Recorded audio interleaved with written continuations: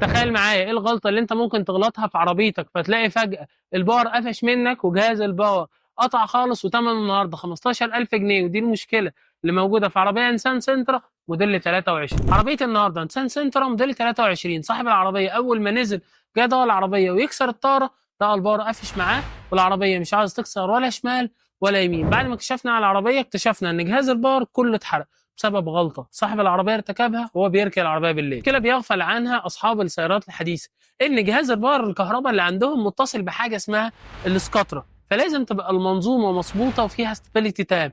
بمعنى لو انا جيت اركن العربيه الصبح ما ينفعش اغلط الغلطه دي واروح سايب العجل مكسور كده. اي حد لو خبط في فرده الكاوتش ممكن تروح عامله رد فعل على جهاز الباور والموتور يتحرق وابقى دفعت 15000 جنيه بسبب ان انا ركنت العربيه غلط. بس كده يا صديقي، ربنا يسترها علينا وعليك، وما تنساش تدعمنا بشير علشان تفيد كل حبايبك واصحابك، علشان ممكن اي واحد فيهم يقع في نفس المشكله ويدفع دم قلبه على غلطه هو ما يقصدهاش اصلا.